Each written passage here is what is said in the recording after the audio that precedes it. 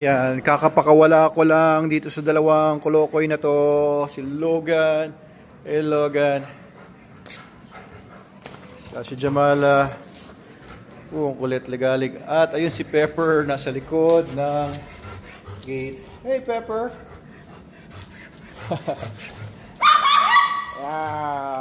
Hindi ko sila pinagsasama kasi nabubuli nila si Pepper. Taray-taray kasi ni Pepper, pero ayan, kapag inambahan na siya, ayan, iyak-iyak siya, tumatakbo. Ayan, ngayon, pag nandyan siya sa likod, nagtatapang-tapangan siya. Ayan, so, ang oras ngayon ay, ayan, 7:30. Hi, Pogi. Hello, Pogi Adamski. Ayan, oh, so, ito, ang oras na nakakawala na sila.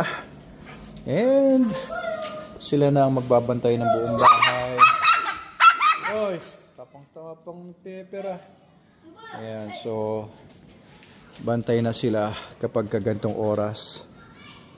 Okay, so gaya na sinasabi ko sa mga previous videos ko, nakakatakbo-takbo naman yung mga dogs ko dito. Ayan, nakakatakbo-takbo sila dito hanggang doon sa taas. May stairs doon sa may harapan. Pumapanik sila doon sa taas, kaya may free access sila hanggang doon sa bubong. Depende sa kung ano gusto nilang bantayan. Meron din silang access dito. Come on, come on.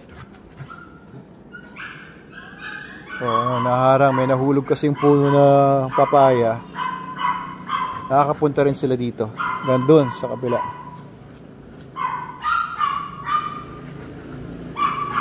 Anyway, papakita ko lang sa inyo to.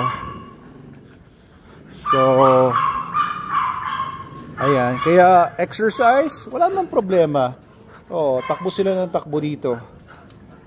Kailangan ba nilang pumunta doon sa labas kung saan may mga askal at maraming mga sakit na makukuha sila? Hindi naman. This is enough exercise. Para daw doon sa mga nakatira sa maliliit na bahay, walang access sa labas. Mahirap nga naman na magkaroon ng mga dogs. Of course, you have to walk them on a leash. Pero piliin nyo na lang yung mga lugar na hindi sila makakuha ng leptospirosis, ng mga garapata, na magkakaroon sila ng ehrlichiosis or babesiosis. Doon sa mga lugar na lang na sanitized, gaya ng mga subdivisions or parks na walang inaalaw ng mga stray dogs. Pero kapag may mga street dogs talaga, mahirap na. Ito kasi sa harapan ng bahay namin, may mga street dogs dito. Although wala ako nakikita ngayon. Ayun, merong street cat. Kumakain ng mga basura doon. Ayan, pero yung mga basura niyan, maaaring mga aso nagkalat niyan. And ang ebidensya na may mga street dogs dito. Ayan, mga etchas nila. I need this for my Ayan, safety. ihiya ng street dogs. Uy, ulo mo yan. Ano bang ginagawa mo? I need this for my safety. Ayan, ihi yan ng mga street dogs. Ayan, malamang ihi rin to ng street dogs. Ayan, ihi din yan ng street dogs. At ayan, may mga dumi sila dyan. Makakuha sila dyan ng iba't ibang mga sakit, kagaya ng mga parasites at mga worm eggs, etc. Ayan, kaya dito na lang sa loob si Logan at saka si Jamala, diba? Happy naman ba kayo dito sa loob, Logan? Here. Okay. Good boy. Sige, dyan na kayo.